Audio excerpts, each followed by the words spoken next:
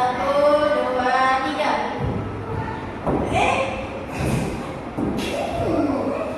Karena dia salah satu, jadi dia siapa dulu?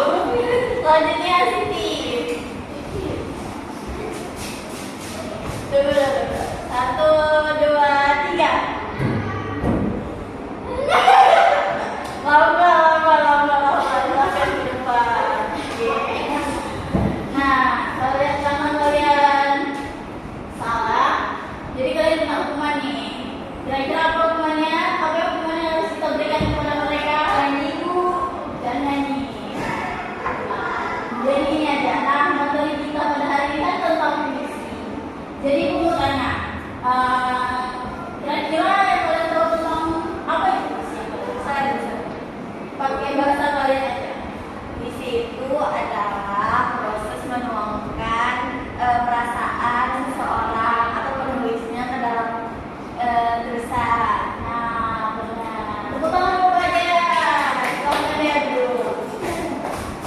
Nah, sini. Nah, puisi ini apa itu puisi? Puisi adalah sebuah karangan yang ditulis berdasarkan hasil imajinasi manusia. Ya, oke, baik. Sangat bagus. Pertama dulu. Nah,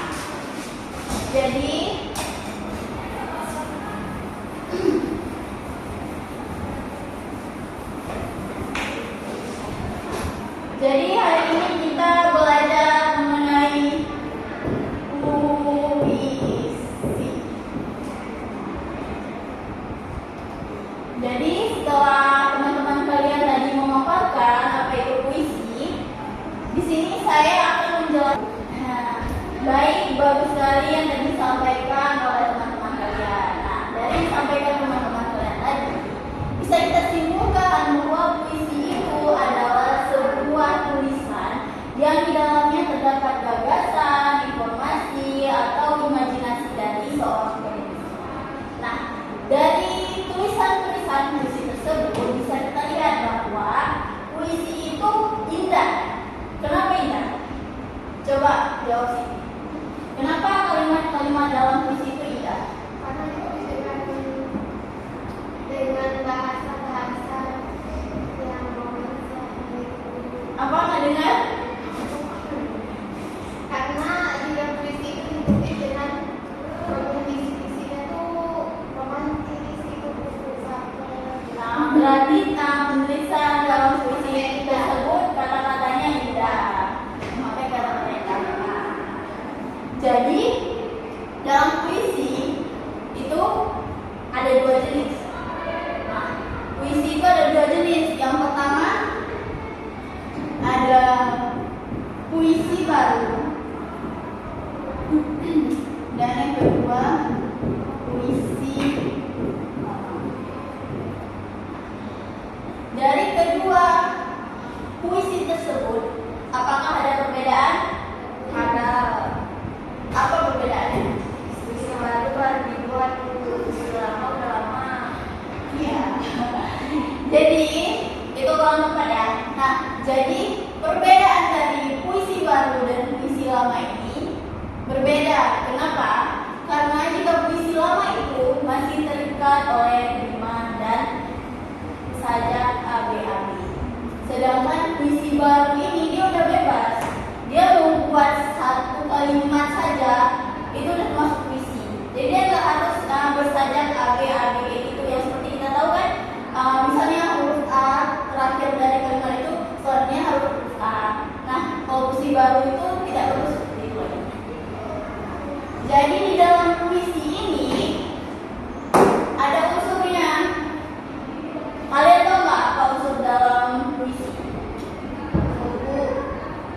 Unsur intrinsik dan ekstrinsik. Ya benar. Apa perbedaan dari unsur intrinsik dan ekstrinsik ini? Itu dari dalam, itu dari luar berarti. Unsur itu dari dalam, ekstrim itu dari luar Bu. Ya benar. Nah, jadi di dalam puisi tersebut ada dua unsur. Yang pertama intrinsik dan yang kedua ekstrinsik. Nah, di dalam unsur intrinsik ini terdapat beberapa aspek. Yang pertama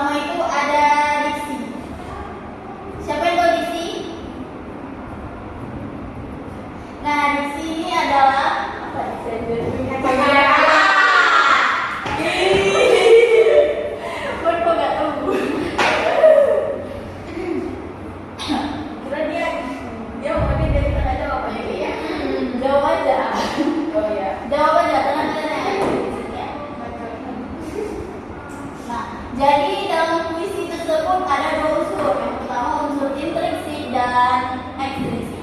Nah, di dalam unsur intrinsik ini ada beberapa aspek. Nah, yang pertama itu ada diksi. Siapa yang tahu diksi itu apa? Pemilihan kata. Nah, benar. Diksi ini adalah pemilihan kata. Jadi puisi tersebut, ketika kita ingin membuat puisi, jadi kita harus memilih nih kata-kata yang tepat digunakan untuk membuat puisi. Seperti yang tadi kata Siti, kata-kata yang indah, benar. Terus yang kedua ada imaji. Siapa yang imaji? Imajinasi. Benar. Ya, tahu aja. Imajinasi itu hasil pemikiran seseorang untuk berpikir tertulis. Ah, benar. Siapa? Siapa yang tahu imaji? Silakan Siti, apa itu imaji? Hasil pemikiran tertulis, Bu. Ya, benar, hasil pemikiran penulis. Nah, yang ketiga ada kata konkret. Coba Rahma, apa itu kata konkret? Kata konkret itu kata-kata atau lambang sesuatu yang memang bisa yang terlihat nyata. Nggak tahu, Memiliki makna nyata. Benar. Jadi kata konkret ini adalah kata-kata yang memang benar adanya, atau kata-kata yang nyata tadi seperti yang Rahma katakan. Nah, yang keempat ada gaya bahasa. Jadi gaya bahasa ini kita memakai gaya bahasa seperti apa? Contohnya kita memakai gaya bahasa yang apa nih? Aku mau gaya bahasa yang ini loh, gaya bahasa yang hiperbola, personifikasi. gugur kayak mana? Kayak mana ada kan? Nah, jadi selanjutnya ada gaya bahasa. Di dalam penulisan puisi kalian perlu menggunakan gaya bahasa seperti misalnya gaya bahasa perumpamaan. Kita bisa menggunakan kayak ini contohnya. Senyummu bagaikan bulan yang bersinar. Jadi maksudnya itu apa? Senyumnya itu indah kaliku. Ya, jelas ada bulan. Betul, itu termasuk dengan gaya bahasa. Selanjutnya ada irama. Nah, dalam pembuatan puisi pun kita memerlukan iramanya. Misalnya ada irama pelan, lambat, dan sebagainya. Selanjutnya ada tema. Apa yang tahu tema? Ada yang tahu tema? Saya Bu, silahkan Rahma, apa itu tema? Tema itu tentang apa yang menjangkau sama oleh penulis, apa yang mau dituangkan oleh penulis di dalam puisinya. Misalnya penulis ingin mengangkat tema tentang percintaan, keluarga, kesedihan, pendidikan. Ya, itu yang dimaksud dengan tema di dalam puisi. Jadi tema itu adalah suatu yang kita pikirkan terlebih dahulu sebelum kita membuat puisi. Misalnya kita membuat puisi tentang alam, kita membuat puisi tentang percintaan, itu termasuk tema. Selanjutnya ada nada. Siapa yang tahu nada dalam puisi? Saya Bu, silahkan ya. Tinggi rendahnya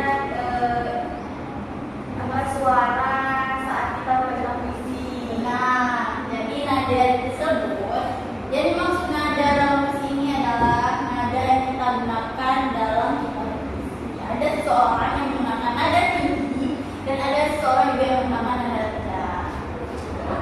Jadi setelah kalian mengetahui unsur intrinsik dan puisi, sekarang kita akan belajar mengenai unsur ekstrinsik dalam puisi. Tadi unsur ekstrinsik itu apa sih? Unsur yang ada dari buat puisi, Bu. Nah, jadi di sini ada 3 unsur ekstrinsik dalam puisi. Yang pertama itu ada biografi. Nah, ini maksud dengan biografi ini apa? Identitas penulis. Jadi biografi ini adalah identitas penulis yang tidak ditulis di dalam sebuah puisi. Selanjutnya yang kedua ada nilai. Apa itu nilai dalam puisi? Contohnya seperti apa? Nilai keagamaan, nilai pendidikan. Ya,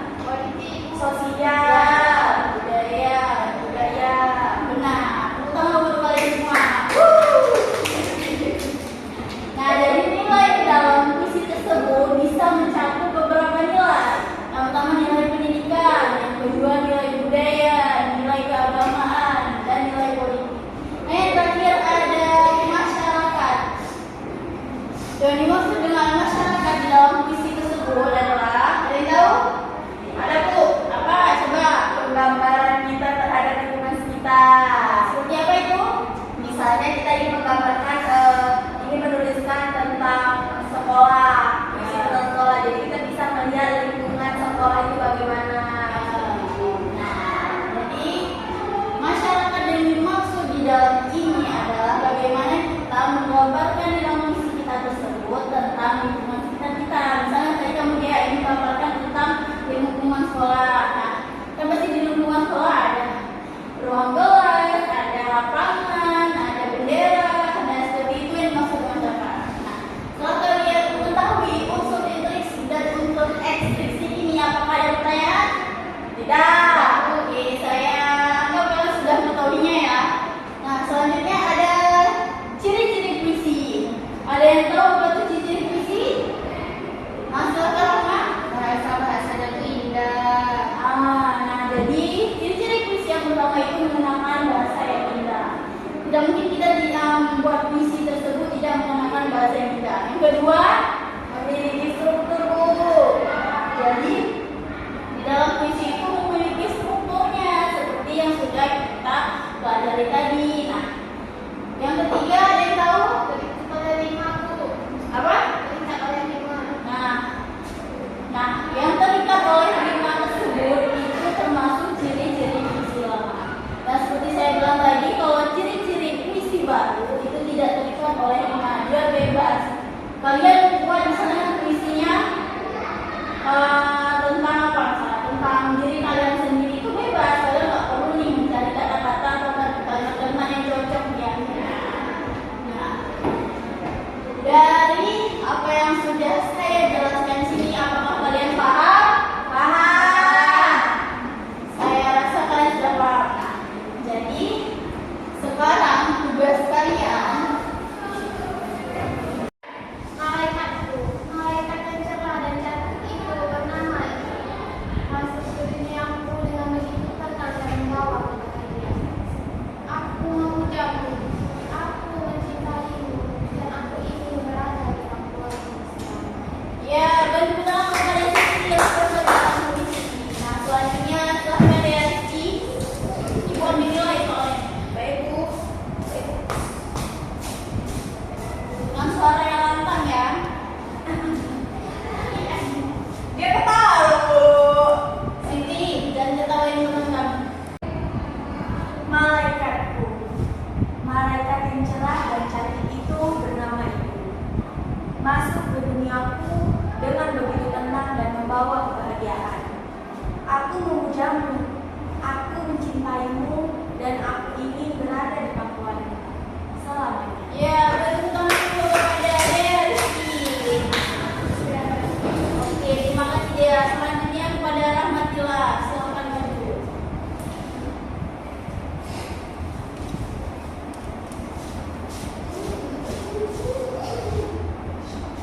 Malaikatku, malaikat yang cerah dan cantik itu bernama Ibu. Masuk ke duniaku dengan begitu tenang dan membawa kebahagiaan. Aku memujamu, aku mencintaimu, dan aku ingin berada di pangkuanmu selamanya. Nah, terima kasih kepada guru saya yang sudah maju membacakan puisi. Nah, Ibu rasa kalian sudah memahami dan bisa membaca tentang puisi dengan benar dan tepat.